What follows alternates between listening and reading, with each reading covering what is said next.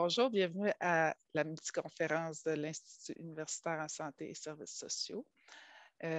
Merci à Cassandra Lachapelle d'être avec nous pour cette conférence.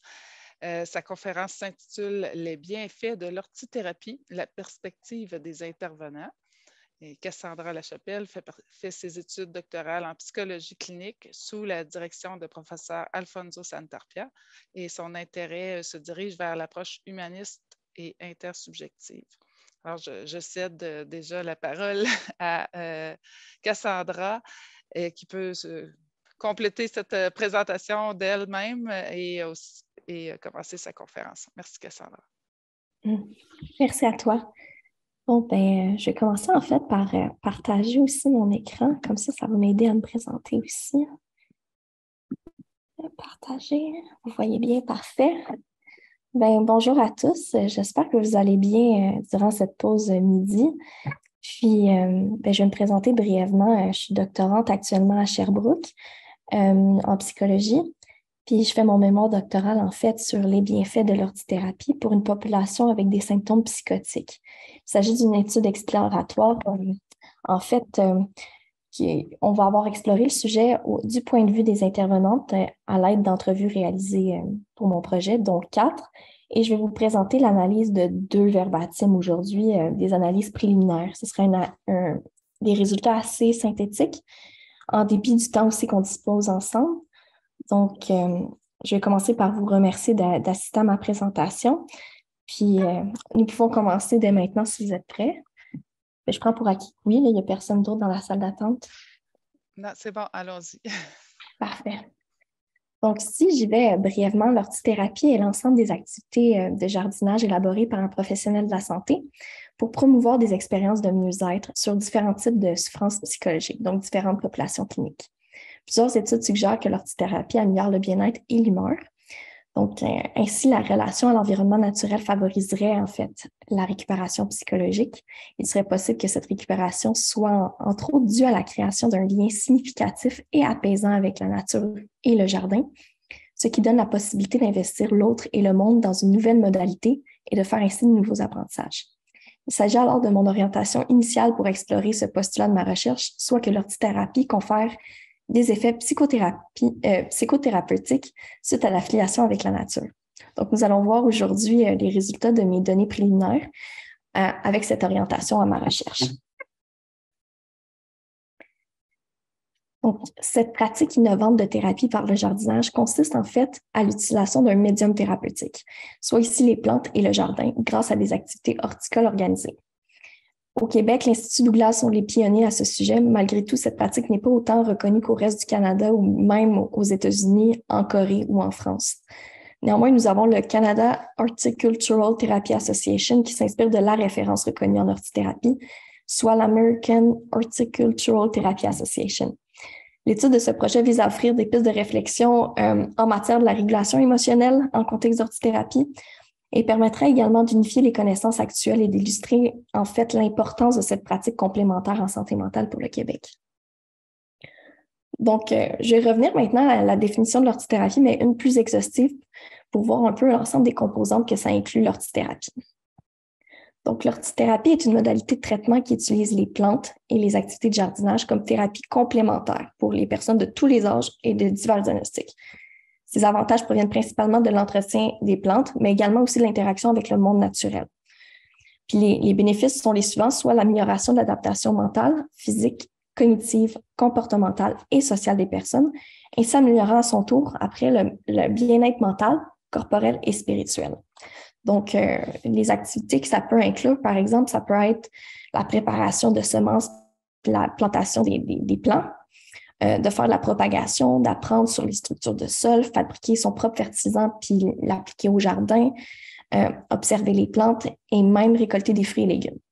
Donc, en quoi consistent ces bienfaits conférés par la médiation des plantes? Donc, nous allons voir ça prochainement. Un grand nombre d'articles a démontré que le contact aux plantes améliore la santé physique et psychologique des individus par sa fonction de récupération pour le système immunitaire et la réduction du stress. Dans un prochain temps, les études auxquelles je vais me référer peuvent porter sur l'ortithérapie et d'autres thérapies avec des médiums naturels pour voir en fait avec vous l'ensemble des résultats au sujet des bienfaits observés à l'interaction entre l'individu et les plantes. Donc, cela étant dit, l'interaction à l'environnement naturel est reconnue pour améliorer la santé physique de manière générale. Par exemple, les activités d'ortithérapie améliorent la récupération physique pour la réhabilitation cardio-pulmonaire de patients à l'hôpital en réduisant en fait le rythme cardiaque durant leur convalescence. Également, les plantes émettent des phytocides, c'est des composés organiques volatiles antimicrobiens qui en fait réduisent l'inflammation et stimulent le système immunitaire. Donc, ça prévient plusieurs maladies physiques. La perception des paysages naturels sont corrélés aussi à l'augmentation de l'activité parasympathique et à une réduction du temps de guérison à une chirurgie. Donc, la relation à l'environnement naturel favorise tout autant aussi la récupération psychologique par ses impacts sur des déterminants cognitifs, comportementaux et sociaux, comme nous pouvons le voir avec de nombreux exemples à l'écran. Une exposition aux plantes réduit également l'intensité de la dépression et de l'anxiété pour plusieurs populations cliniques. Ainsi, plusieurs études suggèrent en fait qu'elle améliore les affects par le sentiment de bien-être et ses impacts sur l'humeur. Nous allons nous intéresser principalement pour les prochaines diapositives aux déterminants cognitifs et affectifs pour mieux comprendre en fait l'effet possible de l'ortithérapie sur la régulation émotionnelle. Donc, deux théories ont été montées pour expliquer ces bienfaits sur les notions affectives et cognitives, soit la théorie de la réduction du stress et la théorie de la restauration de l'attention. Ces deux théories se sont concentrées principalement sur la perception visuelle de l'expérience à l'environnement naturel pour expliquer en fait que la nature peut amener des effets sur soit l'apaisement des individus.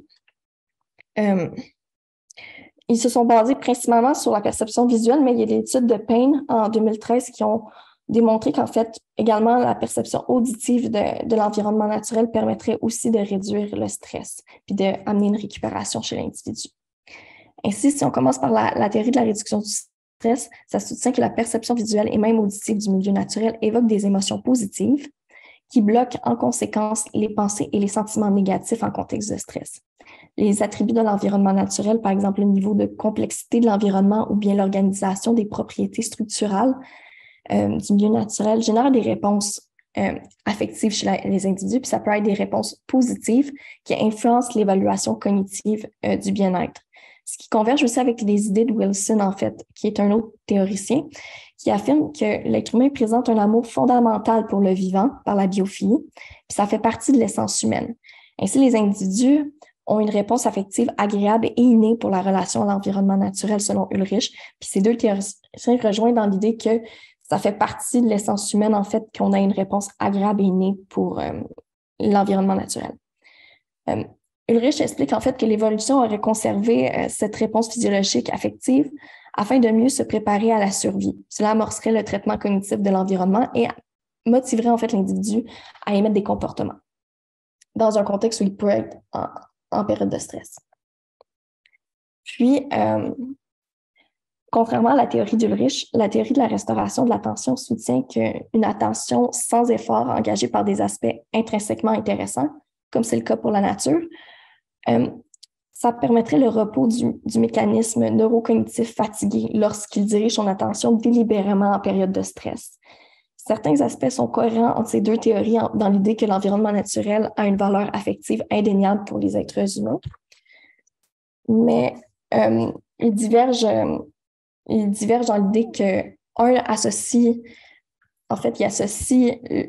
les bénéfices à un processus subconscient affectif de la perception de l'environnement naturel et de son esthétisme, et plutôt qu'à un processus attentionnel sans effort qui permettrait la récupération de l'individu.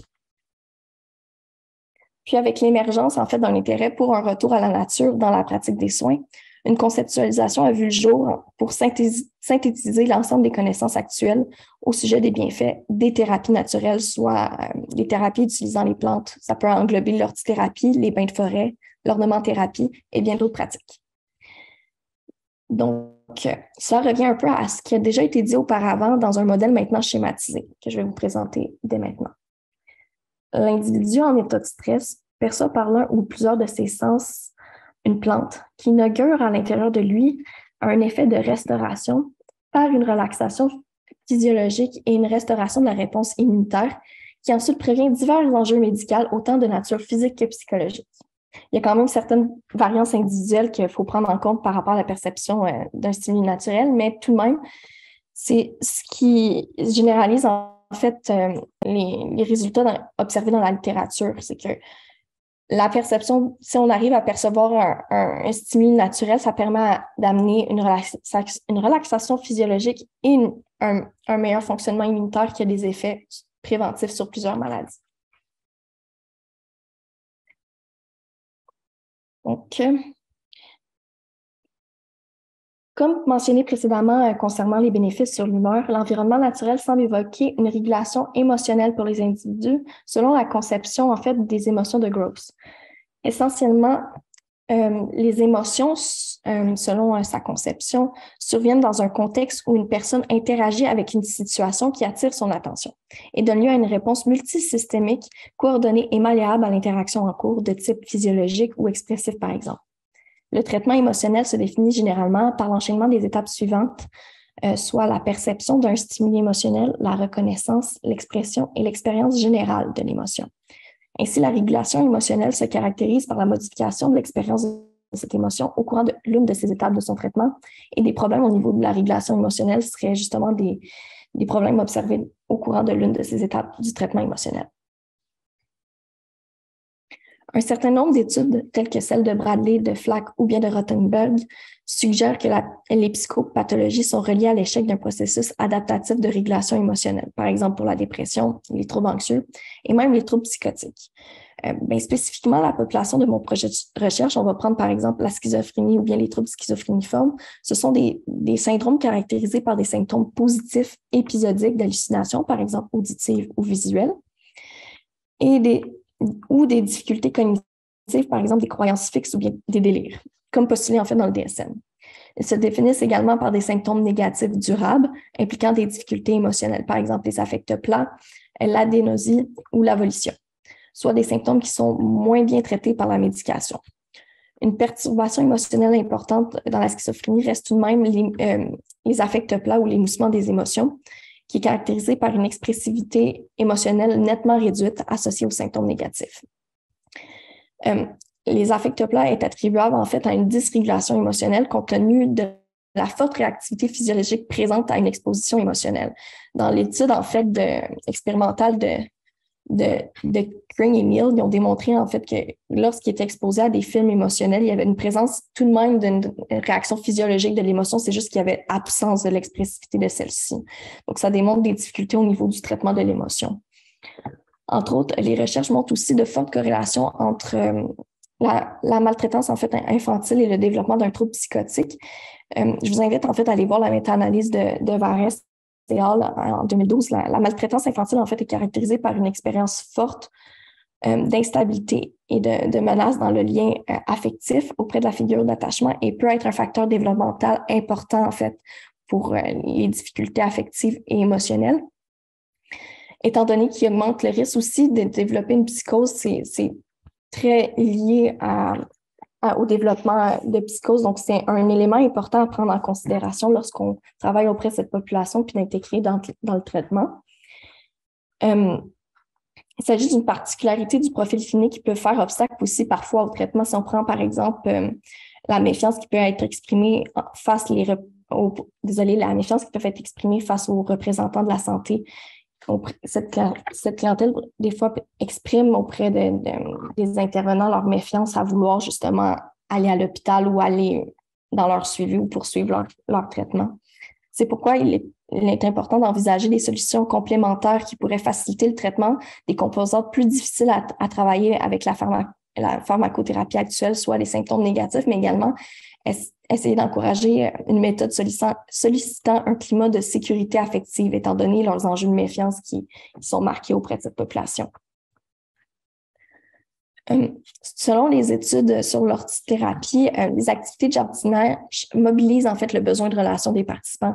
Un facteur thérapeutique émerge lorsque les participants prennent soin des plantes et c'est parce qu'ils prennent en fait en charge un être vivant.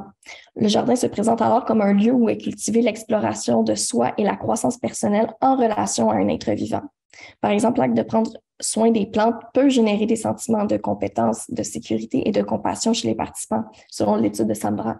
Le jardin offre aussi l'opportunité de ressentir un lien émotionnel d'attachement avec les plantes dans un lien affectif par sa participation active dans l'entretien du jardin. Donc, ça semble déjà soulever l'idée qu'il y a un lien qui se crée, mais ici, avec ma recherche, je souhaite pousser la réflexion sur l'effet possible d'un lien d'attachement sécure ou apaisant avec la nature qui permet les bénéfices qu'on observe en fait dans la littérature.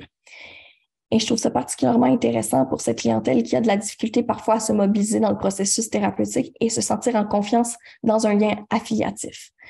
Il semblerait un outil thérapeutique qui permettrait la mobilisation par l'effet d'apaisement du stress que le jardin procure et les émotions positives qui pourraient le motiver. Par conséquent, l'ortithérapie peut être une solution complémentaire au traitement de cette pathologie. Il réduit également les symptômes négatifs et positifs, semble contribuer à la régulation émotionnelle en réduisant la réponse au stress. La revue de la littérature de lui et ses collègues a démontré que les environnements non hospitaliers ont de meilleurs effets thérapeutiques pour cette population au sujet de leurs symptômes généraux, leur réadaptation, leur qualité de vie et leur fonctionnement social. De surcroît aussi, l'ortithérapie permet l'augmentation de leurs compétences verbales et de l'expression de leurs désirs. Toutefois, certaines divergences s'observent dans la littérature auprès de cette population, mais même aussi d'autres populations cliniques au sujet de l'ortithérapie. Donc, c'est un sujet qui mérite d'être davantage étudié en recherche. Puis, la stabilisation pharmacologique de ces particularités du trouble, soit les enjeux affiliatifs et les symptômes négatifs, est particulièrement difficile et les chercheurs suggèrent la possibilité de combiner au traitement pharmacologique d'autres stratégies thérapeutiques alternatives. Donc, l'ortithérapie pourrait être la solution à ce problème actuel et elle semble avoir des effets sécurisants par ses effets de réduction du stress et ses impacts sur l'humeur des patients. Donc, il reste à voir et même à comprendre comment cela se produit auprès de cette population. Donc, l'objectif principal de cette étude était d'explorer et de décrire en profondeur les processus de type affectif. Par exemple, les expériences sécurisantes ou apaisantes des ateliers d'ortithérapie pour une population souffrant de troubles psychotiques du point de vue de leur intervenante. Je n'ai pas pu interviewer les patients, mais nous allons voir selon leur intervenante qu'ils ont suivi dans un contexte d'ortithérapie. À notre connaissance, aucune recherche n'avait analysé en profondeur ces processus de type affectif qui pourraient expliquer ces effets thérapeutiques.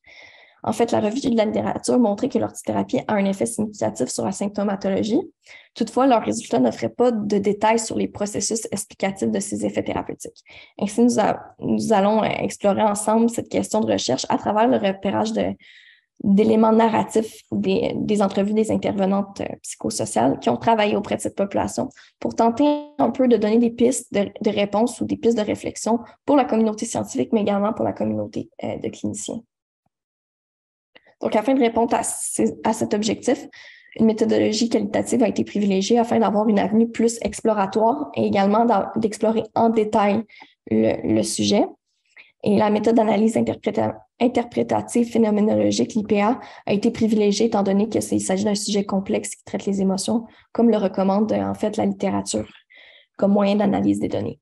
Donc, 4 participants ont été recrutés au total, dont 3 ergothérapeutes et une intervenante en santé mentale. Tous étaient âgés entre 25 et 67 ans. Et il y avait de moyenne 4 ans d'expérience auprès de cette population dans un contexte de jardinage thérapeutique. Bon, nous allons maintenant passer aux résultats. Plusieurs résultats en sont ressortis malgré mon orientation initiale qui s'intéressait en fait au processus affectif du lien d'attachement avec le jardin. Les bénéfices de ce médium semblent plus complexes et déterminés par de multiples facteurs directs et indirects influençant le cheminement thérapeutique des patients. Donc, ça se peut que nous voyons des résultats qui convergent et divergent avec mon orientation initiale. Puis, je vais avoir essayé de synthétiser. Ça se peut qu'on ne voit pas tous les résultats que j'ai pu obtenir dans mes analyses préliminaires, étant donné du temps que nous disposons ensemble. Donc, dans l'ensemble, il y a eu 3 grandes catégories que j'ai soulevées qui en sont ressorties, soit les 2 premières qui consistent en un regroupement de facteurs qui contribuent aux avancements thérapeutiques, et la dernière, si j'ai regroupé l'ensemble des explications qui mettent en lien les thèmes selon ces participants. La première catégorie consiste au thème d'affiliation qui semble être encouragé en contexte de thérapie de groupe, de manière générale, mais également aussi par les intervenantes. Les patients se retrouvent dans un contexte social où ils doivent réaliser un travail d'équipe, ce qui implique l'établissement des liens entre eux. Pour faciliter l'atteinte des objectifs thérapeutiques, les intervenantes semblent favoriser également un certain climat de respect et de cohésion entre les patients par leurs interventions lors des tensions dans le groupe ou dans les échanges qu'ils ont entre eux dans les discussions pour faciliter en fait l'établissement de liens entre les pairs. Également, les intervenantes ont pour principe d'interagir avec les patients dans une posture d'horizontalité, soit d'agir à titre égalitaire, moins à titre d'expert, ce qui permet de rejoindre leur objectif thérapeutique, qui est la mobilisation des patients dans le processus de planification puis d'organisation du jardin. L'objectif principal de leur groupe a été monté. Oups, je m'excuse, je me suis perdue dans mes notes, je m'excuse. Bref, dans leur principe en ergothérapie, parce que mes deux premières intervenantes auxquelles j'ai analysé les données, c'est des ergothérapeutes, c'est de vraiment remettre entre les mains des patients l'organisation et le fonctionnement du jardin. Ainsi, ils élaborent la structure du jardin du début jusqu'à la fin, les patients, en collaboration avec les intervenantes. Donc, ça a permis également des bienfaits thérapeutiques, surtout dans la prise d'initiative observée chez les patients. Ensuite, une catégorie ou d'autres facteurs explicatifs sont associés en fait aux attributs que porte le médium thérapeutique, soit le jardin. Ainsi, le jardin permet leur exode des milieux hospitaliers, permet également la normalisation de leur pathologie. Ça permet également de faciliter la visualisation des avancements par les éléments concrets réalisés au jardin. Le jardin permet également de réaliser des interventions à l'aide de métaphores. Le jardin permet également l'empowerment des patients. Il facilite également les discussions, permet d'entrer en contact avec le monde, soit le vivant et les plantes. Permet aussi d'instaurer certaines valeurs collectives, puis de procurer un certain état d'esprit de bien-être par l'ambiance que génère le jardin. Tous ces éléments seront détaillés davantage dans les prochaines diapositives. Puis, comme je vous ai dit, la dernière catégorie concerne les explications données par les intervenantes. Ici, puisque mes deux premières intervenantes sont en ergothérapie, donc les explications vont prendre une orientation ou une lunette davantage dans le profil d'ergothérapie, mais ils vont également donner des opinions personnelles ou professionnelles sur des explications possiblement psychologiques des bienfaits observés au jardin. Donc, nous allons pouvoir commencer maintenant par, en ce qui a trait l'affiliation. Si je me permets de vous lire certaines citations, selon la première participante, puisque c'est commun, on améliore les habiletés qui sont sociales. Et par le fait même, on brise l'isolement parce que c'est quelque chose qui touche beaucoup la clientèle qui a des troubles psychotiques. Puis, selon la deuxième participante, elle nomme en fait, à part le groupe jardin, il n'y a pas vraiment d'autres endroits ou d'autres places où ils étaient en contact avec des personnes. Souvent, c'était leur seul social la semaine. Donc, cette population-là a tendance à souvent soliloquer. Si je reprends les termes de la deuxième participante, c'est une clientèle qui ont de la misère à sortir de leur bulle. Donc, le groupe de thérapie les amène à devoir interagir avec autrui dans le plaisir des tâches au jardin. Les deux participantes vont observer qu'ils sont plus à l'aise de le faire au fil des séances. Bref, ce type de thérapie de groupe les amène à sortir de leur zone de confort, les force à être en interaction et à s'unir à un groupe de pairs suffisamment pour les permettre d'apprendre de faire de nouveaux apprentissages, dont le travail d'équipe et la socialisation selon les participantes. Puis, le rôle des intervenantes contribue bien évidemment au cheminement thérapeutique. Nous allons voir dans les prochaines diapositives comment, selon elles contribuent à leur mieux-être. Les participantes semblent décrire leur rôle au sein du groupe tel qu'un médiateur, soit à l'entremise des interactions sociales au jardin. Toutes les deux travaillent dans la même institution et ce groupe préconise la distribution des tâches aux patients afin de les responsabiliser, comme je vous l'ai déjà nommé.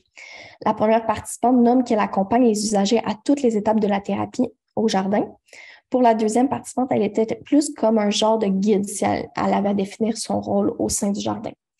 L'objectif de leur ergothérapie était de favoriser leur engagement occupationnel et d'encourager la motivation par la mise en action. La participante 2 identifie que son rôle était également de favoriser les échanges entre eux, dont par des interventions sur les tours de parole, par exemple, ou bien à l'aide de relance, ce qui semble contribuer à maintenir un certain climat de sécurité dans les échanges au sein du groupe, pouvant contribuer à un climat de sécurité d'affiliation au groupe, ce qui est essentiel en fait dans les thérapies de groupe selon Yalom également. Donc, l'objectif principal de leur programme, que c'est la première intervenante avait monté le programme dans lequel elle fait le témoignage. Donc, leur objectif principal, c'était un tremplin vers une autre activité parce qu'on ne veut pas qu'ils soient sur leur aire puis qu'ils n'aient plus rien à faire à leur horaire. Donc, souvent, on leur disait que c'est un tremplin avec votre intervenante. Pendant que vous faites le groupe, ça serait de vous trouver un loisir, une activité de bénévolat. Il y en a qui voulaient retourner travailler, donc ça serait le moment de commencer les démarches en même temps que vous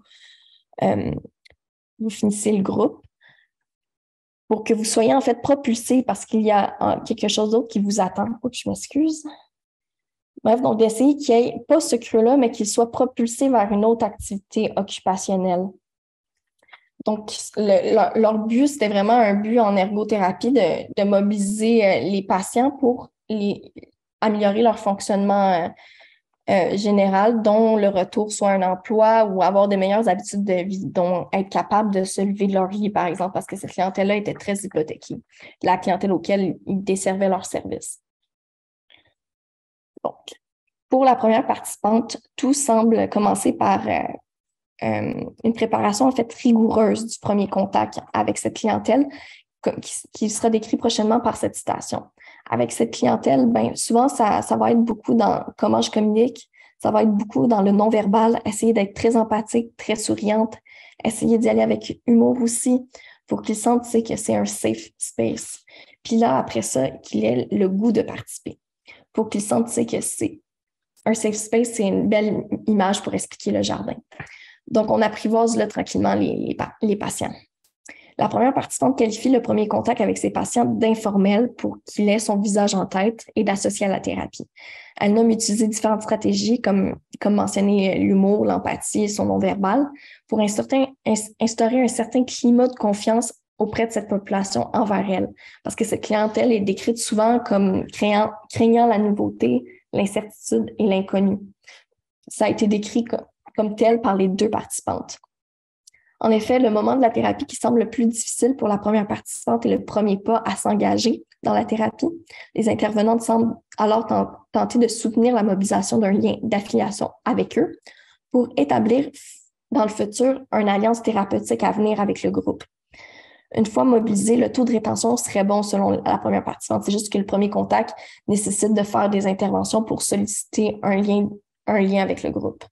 Bref, elles mettent beaucoup de l'avant des interventions pour amener un climat de sécurité dans leur relation aux patients, surtout dans le contexte où elles évaluent qu'ils en ont particulièrement besoin, cette clientèle. La participante 1 et 2 nomment régulièrement leur importance accordée de mettre en charge les patients dans l'organisation du jardin, malgré leur tendance, si je reprends leur terme, à vouloir se faire prendre en charge. Ça, c'est la deuxième participante, elles nomment souvent qui ont besoin de dépendance. Ça fait partie de leur objectif en tant qu'ergo également de redonner le pouvoir entre les mains des patients puis qui se responsabilisent, qui soient moins dépendants. Ainsi, les intervenantes soutiennent ce travail en encourageant leur participation et les échanges dans le groupe, en essayant de les pousser à davantage échanger avec les autres membres du groupe. Selon la deuxième participante, elle ne se sentait pas nécessairement qu'elle prenait le lead ou en charge des participants, mais c'était plutôt comme si elle intervenait lorsqu'ils en avaient besoin, là, elle reprenait le lead. Puis ça rejoint la première participante également, qu'elle elle embarquait lorsque les gens étaient un petit peu plus timides, puis elle pouvait faire un petit peu plus d'humour et faire des relances pour essayer de solliciter la discussion entre eux. Donc, ces exemples-là démontrent en fait qu'elle semble ici, encore une fois, intervenir en fait sur les dynamiques relationnelles pour soutenir leur autonomie dans le groupe pour le fonctionnement du jardin, mais pas seulement ça, également le développement de leur autonomie relationnelle. Parce qu'en effet, elle observe en fait qu'elles ont modelé leur interaction sociale jusqu'au moment où ils se sentent plus à l'aise de prendre des initiatives sociales seuls, sans avoir besoin des intervenantes pour interagir entre eux, ce qui sera acquis au courant de leur thérapie de groupe, comme mentionné par les 2 participantes. Ainsi, leur rôle de médiation s'apparente davantage à un rôle de support à la mobilisation d'un lien d'affiliation entre les pairs par des interventions sur les interactions au jardin. Si je prends une citation, parfois, ils manquent un peu de tact ou sont un peu brusques dans la manière de communiquer leurs besoins, comme ils vont les exprimer. C'est sûr que des fois, comment ils vont les exprimer? C'est sûr que des fois, ils pouvaient faire des demandes d'une façon pas genre super appropriée. Et envers d'autres participants, j'étais comme, c'est ça, c'est inapproprié. Je le prenais à part, puis je l'amenais et j'étais comme, là, tu ne peux pas parler aux autres comme ça. Puis après ça, ils comprenaient puis ils allaient s'excuser. Donc ça, c'est un exemple nommé par la 2e participante. Ainsi, elle semble intervenir ici sur les interactions sociales, puis revenir en fait sur comment des façons plus appropriées en fait de communiquer avec les autres ses besoins. Puisqu'ils n'ont pas beaucoup l'habitude de le faire, ils démontraient des difficultés dans leur communication. Puis également, un élément qui semble contribuer aussi aux bénéfices thérapeutiques de leur habileté sociale, c'est aussi le principe d'horizontalité. Aussi au niveau de l'affiliation avec les intervenantes. Comparativement à d'autres groupes, elle nomme en tant qu'ergo, c'est de redonner le pouvoir à l'autre. Donc, parfois, je voyais des groupes, puis je sentais que leur approche c'était plus qu'ils avaient déjà acheté les plans, ils avaient déjà décidé ce qu'il allait avoir au jardin. Ils donnaient, ils dictaient en fait qui allait faire quoi dans un mode, pas de leadership, mais en tout cas très top-down. Et le fait que les thérapeutes sont en action et ils font les mêmes tâches qu'eux, il y a comme quelque chose qui se crée, puis dans le fond, c'est ce que je disais tantôt, c'est pas hiérarchique. Il y a comme une proximité qui se crée, je m'excuse.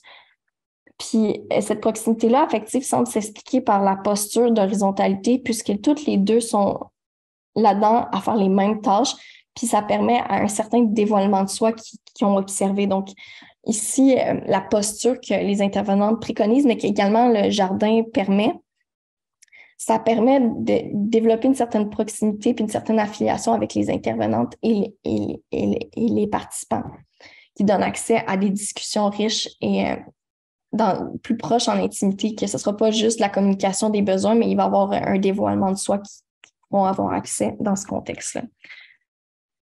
Ce qui a été nommé par les 2, intervenantes.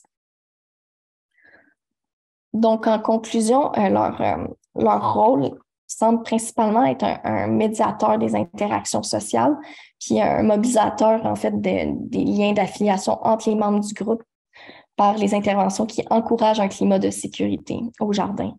Donc, ici, ce n'est pas nécessairement le jardin en soi comme objet naturel qui amène des bénéfices, mais plutôt le contexte du jardin qui amène une certaine proximité affective avec les intervenantes puis les patients, puis aussi la posture, puis comment qui a été monté le programme, les interventions des intervenantes pour favoriser l'affiliation ont aussi des effets bénéfiques pour créer justement un climat de sécurité affective auprès de cette clientèle. Parfait. Maintenant, nous allons passer aux attributs que le jardin porte, qui peut en fait être bénéfique également pour le processus thérapeutique. Il y en a plusieurs. Nous allons en voir quelques-uns d'entre elles en début du temps que nous disposons. Puis certains facteurs ont des impacts directs ou indirects. Puis des fois même, les liens semblent s'entremêler. Donc, ça semble assez complexe comment le jardin peut contribuer aux bénéfices thérapeutiques, mais nous allons voir ensemble un peu, selon le point de vue des participants, comment eux ils conçoivent les bénéfices selon les attributs du jardin. Donc, nous allons passer maintenant à la notion du concret. En fait, au jardin, la structure prend une forme concrète, matérielle, ce qui semble aider à la thérapie selon les participantes. Les activités au jardin sont décrites comme structurées. La notion du temps et la fin de la thérapie suit les saisons, ce qui rend concret l'annonce de la terminaison, par exemple. Les résultats également, puis les petites réussites, comme dirait la première participante, sont également concrètes. Des choses que tu as plantées puis que tu vois la progression que tu as faite depuis le début. C'est comme une activité que tu vois vraiment bien la progression parce qu'ils peuvent se rappeler qu'au début, il n'y avait rien sur le terrain du jardin. Puis après ça, il y a plein de choses qui ont poussé.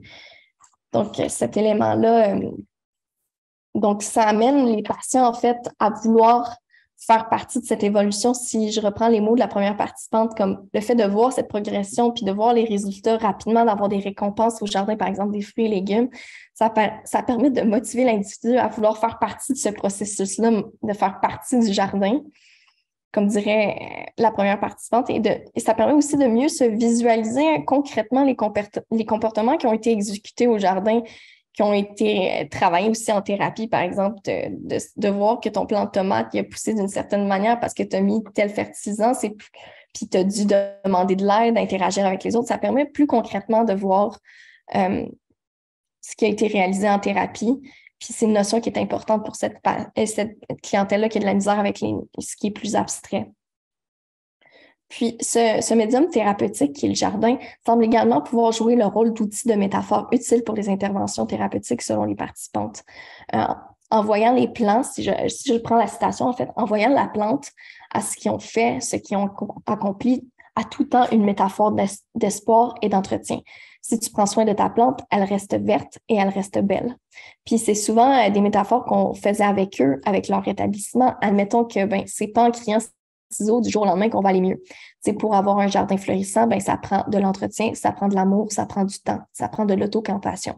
C'est comme ça prend plein d'éléments pour arriver à faire un fruit ou un légume. Fait qu'il savait que c'est long. Il va falloir que tu restes, puis que tu sois là, puis que tu t'impliques jusqu'au mois d'août. Parce que sinon, c'est vrai qu'en juin, tu n'auras rien. Fait que cette notion-là, il y a quelque chose d'enivrant, de le fun de voir les nouveautés chaque semaine des résultats de la progression du jardin qu'elle parle ici. Les deux nomment l'idée que ça rend concret la progression à l'aide d'images de l'évolution du jardin. Ça revient un peu avec le thème précédemment. Une progression qui est difficile à se visualiser pour cette clientèle, étant donné que c'est dans les autres suivis, généralement, la progression peut être plus abstraite. Par exemple, le concept d'estime de soi, c'est quand même une notion qui est abstraite puis qui est, par exemple, en suivi individuel en psychothérapie. Souvent, ce qu'on travaille, c'est beaucoup de la mentalisation, donc ou essayer de se conceptualiser, faire du sens avec son expérience. Donc, c'est beaucoup dans l'abstrait. Ça peut être plus difficile pour cette clientèle qui apprend moins les notions d'abstrait. Donc, le jardin, c'est un bon moyen pour utiliser les images pour essayer d'imager leur progression aussi thérapeutique dans la thérapie. Un élément important pour la première participante reste tout de même la notion de plaisir qui est cultivée dans le jardin thérapeutique. La notion de plaisir, on dirait que je ne le dirais jamais assez. Je trouve que souvent, on le laisse comme si ce n'était pas important, comme si, je veux dire, on est tous humains. On a toute envie d'avoir du plaisir en faisant les choses, puis le jardin, ça permet ça, tu sais. C'est en arrosant, des fois, on s'arrose. Le fait qu'ils savaient que quand ils venaient au groupe, ils avaient du fun, puis qu'on riait. Donc, vraiment, plus d'entendre le rire, c'est ça. C'est quelque chose qui était beau. C'est ça, on avait vraiment du fun, tout le monde ensemble. Donc, les gens étaient plus, c'est ça, dégager leur faciès, donc leur visage.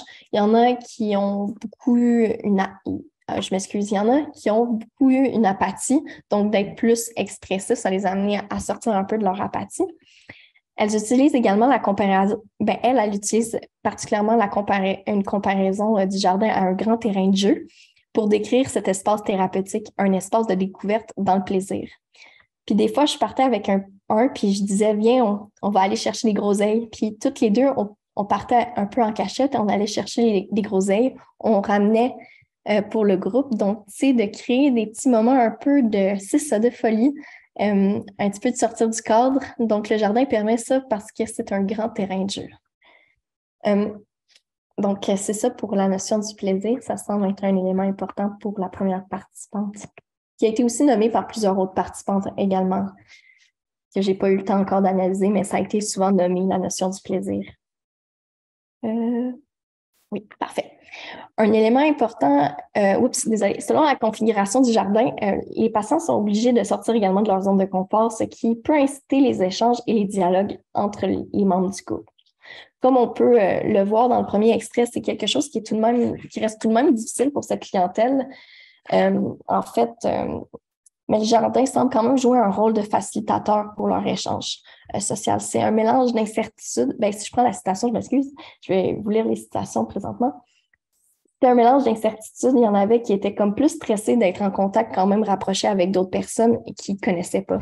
Pas proches, mais il y en a qui trouvaient que d'autres pouvaient rentrer dans leur bulle. Puis selon la première participante, je disais que c'est plus propice aux confidences, donc en plantant des légumes, en récoltant, là, on peut jaser. Puis le fait de ne pas nécessairement se regarder dans les yeux, là, c'est une clientèle que c'est plus difficile le contact visuel. Donc, de faire quelque chose en discutant favorisait plus les confidences. En effet, la deuxième participante aussi nomme qui ne se planifiait pas nécessairement de moments de discussion à leur programme de thérapie. Si je prends sa citation, il n'y avait pas trop de moments de discussion parce qu'on était capable de le faire dans le jardin en faisant les tâches. Fait qu'effectivement, que ça permettait à ceux qui sont moins volubiles de bien s'adapter. Ainsi, le jardin facilite les discussions, une chose qui leur était difficile auparavant, malgré qu'il y a quand même présence de résistance initiale, comme mentionné par le sentiment d'intrusion de certains participants, de certains patients. Puis, les participants semblent également nommer des bénéfices associés au contact avec la nature. Par exemple, juste le fait d'être en contact avec la nature est insinué que c'est sûr que c'est bénéfique pour les patients. C'est bénéfique pour les patients, mais les participants ne semblent pas être capables de dire pourquoi que ça va de soi que la nature et le contact avec la nature, c'est bénéfique. C'est comme si ça allait de soi pour eux dans leur conceptualisation du jardin. Puis également, les patients semblent également développer une sorte d'attachement aux plantes qu'ils ont entretenues, comme démontré par cet extrait. Puis on les entendait souvent, ça c'est mon plant de tomate, ça c'est mon zucchini, ah il est beau, j'ai mis des produits la semaine dernière où j'ai tué toutes les bébites, fait que mon framboisier il est beau. Bref, elles observent un lien d'attachement aux plantes et semblent nommer que c'est indéniable que la nature, par son exposition, fait que du bien pour les patients. Donc, c'est des éléments qui ont été ressortis de mes premières analyses. Puis, en ce qui a trait l'ambiance et l'état d'esprit au jardin, la première participante nomme que le jardin amène une certaine ambiance, puis, selon la deuxième, un certain état d'esprit. Si je prends une citation, ça nous permet, je pense, d'être un peu dans un état d'esprit, un peu dans le flow, là. Ça nous permet de comme se sentir bien, juste de jardiner. Ce flow-là sera décrit par la participante comme étant un état plus méditatif, les relaxant tout en les mobilisant dans l'action. Donc, ça les relaxe pas puis ça les laisse pas dans une certaine passivité. Ça les relaxe, mais ça les amène à être actifs. La première participante ajoute également que le format des discussions au jardin puis le lien au jardin procure une certaine ambiance qui est décrite chaleureuse. Donc, ça amène à démontrer qu'il y a un certain lien chaleureux au jardin par un peu l'état d'esprit puis l'ambiance que ça amène. OK.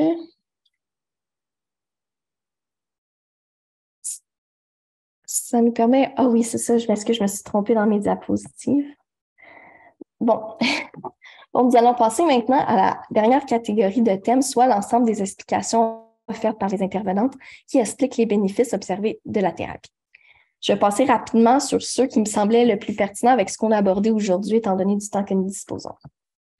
Donc, dans un premier lieu, les participantes observent des progrès chez les patients, soit au niveau de la réduction de l'anxiété associée aux premières rencontres, une augmentation des émotions positives, une meilleure régulation affective aussi en interaction avec les autres, une augmentation des interactions sociales et de l'affirmation de soi, une amélioration de leur confiance en soi et de leur estime de soi, et puis une mobilisation fonctionnelle, soit un retour au travail, de meilleures habitudes de vie. La première participante explique les bienfaits observés au jardin par l'effet de multiples facteurs. Si on prend la citation suivante, le jardin, c'est comme, il y a plein de choses que tu travailles. Il y a plein d'éléments que tu penses même pas travailler. Pour au final, tu réalises que tu as vraiment cheminé. Puis selon la deuxième participante, je les voyais un peu différemment, de façon positive, parce que, tu sais, quand on les voit tout seuls, elle les voyait en fait en individuel, dans des thérapies individuelles. Donc, quand on les voit tout seuls, on les imagine pas comme ça. Mais là, je les voyais vraiment interagir puis faire des activités plus concrètes. Fait que c'est ça, je trouvais ça bien. Pour moi, c'est pour ça que j'aime faire ce groupe-là. Ça les amène vraiment en dehors un peu de leur zone de confort, puis on les voit vraiment bien évoluer au fil du temps, là aussi. Fait que c'est ça que j'appréciais. Je trouve que j'ai plus d'impact dans ce genre d'activité-là. Donc, c'est vraiment un élément important, c'est qu'elle a même l'impression qu'elle a plus d'impact thérapeutique dans ce genre de suivi que dans les suivis qu'elle faisait à l'individuel, ce qui est très intéressant. Puis, si on poursuit sur cette lignée, la première participante poursuit cette idée qu'elle aime que c'est vivant, dans le sens qu'il faut tout le temps un peu s'adapter. Oui, la météo, oui, la pluie, oui, la chaleur, c'est pas toujours évident, mais ça permet tout le temps d'être un peu, tout le temps sur le qui-vive, de nouvelles stratégies, d'être innovant. Donc, cette modalité-là, pour moi, ça permet d'atteindre plein d'objectifs que j'arrivais pas seulement en individuel. Fait que pour moi, le groupe en tant que tel, c'est une richesse incroyable. Ça, j'adore travailler avec le médium du groupe dans un contexte de jardin. Donc, c'est quelque chose de particulier, qu'il y a une richesse qu'ils n'obtiendraient pas dans des suivis en individuel dans leur pratique. Puis, un des facteurs explicatifs pour la première participante, tout d'abord, c'est de participer à une activité qui est significative pour eux de s'engager. Ça leur permet, si je synthétise, en fait, ça leur permet de s'engager presque jusqu'à la fin du suivi, jusqu'à temps qu'ils ont atteint leur objectif personnel. Puis ça amène plein de bienfaits au niveau de leur confiance personnelle parce qu'ils ont accompli plein de choses au jardin. Puis c'est difficile, surtout pour cette clientèle-là qui vit beaucoup de rechutes parce qu'eux, ils n'ont pas nécessairement les jeunes, ils ont des personnes qui sont chronicisées à plusieurs fois avec plusieurs psychoses qu'ils ont eues au courant de leur vie. Donc, ils sont beaucoup hypothéqués au niveau du fonctionnement.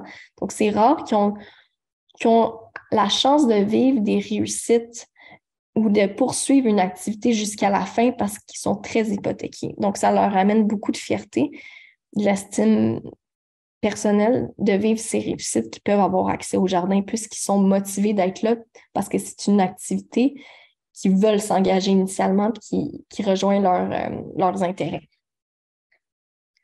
Elles ont observé également des changements au niveau du traitement de l'émotion qui s'inscrit uniquement, par contre, selon ces deux participantes, dans le contexte du jardin. Il y a d'autres participantes que je n'ai pas fini d'analyser qui montrent que ça peut se poursuivre dans le temps, mais ces deux intervenantes-là nomment qu'en fait, c'est juste dans le contexte du jardin qu'ils peuvent observer un certain répit ou apaisement émotionnel. Cette notion de répit en fait affectif et d'être dans le moment présent semble découler d'un certain état méditatif comme mentionné par la deuxième participante par l'effet du travail au jardin, que c'est comme ça amène dans un état méditatif. Puis également, ça pourrait réduire les symptômes psychotiques selon ces deux participantes. Puis même selon d'autres participantes, ça a été nommé aussi. Des fois, l'observation, c'est plus par la personne ne pleure pas. Ils peuvent observer, par exemple, la réduction des affects négatifs, mais également, ils peuvent voir aussi qu'ils sont moins émoussés au niveau des émotions par le fait qu'ils présentent de la joie, des rires. Ils sont plus disposés aussi à communiquer, si je reprends les éléments nommés dans la citation. En fait, ils peuvent initier la parole avec les autres, puis tout ça, ce qui démontre qu'ils présentent moins de symptômes positifs puisqu'ils ont une meilleure présence en interaction avec le monde selon ces intervenantes-là. Puis ça affecte aussi les symptômes négatifs par la présence d'émotions positives qui est exprimée en contexte de jardin. Donc, selon elle, par la présence de ces observations-là, ça réduirait la symptomatologie psychotique, mais ils n'ont pas nommé directement que, par exemple, pour ces intervenantes-là, en tout cas, que ça réduisait l'entente des voix, par exemple. Mais il y a d'autres intervenantes que je ne vous présente pas aujourd'hui parce que je n'ai pas fini les analyses qui nomment qu'il y a même une réduction aussi des hallucinations auditives. Parfait. Puis pour la deuxième participante, si je lis la citation, je les trouvais plus calmes. C'était sûr que c'était comme je les trouvais moins, ils présentaient moins les symptômes psychotiques, si je simplifie. Et au fil du temps, c'est vrai au niveau de leur habileté sociale que ça les a vraiment aidés. Fait que vraiment, tu sais, je rentrais en interaction, il rentrait en interaction, il se félicitait, il était comme, quand il cueillait des légumes, il arrivait à plus faire du small talk et non juste à interagir quand ils avaient des besoins avec les autres. Ils sentaient plus, ils étaient plus à l'aise puis confiants de le faire, de faire les tâches, puis ça d'arriver à la fin de la séance d'être satisfait. Je m'excuse, la lecture de la citation, bref. Il était plus satisfait au final, puis également, il était capable de faire du small talk, c'est-à-dire faire des discussions plus informelles, ce qu'il ne faisait pas auparavant. S'il y avait à discuter, c'était vraiment pour communiquer des besoins. S'il était vraiment obligé de communiquer, il le faisait, mais sinon, maintenant, il était capable d'interagir entre eux, comme dans une certaine familiarité entre les participants.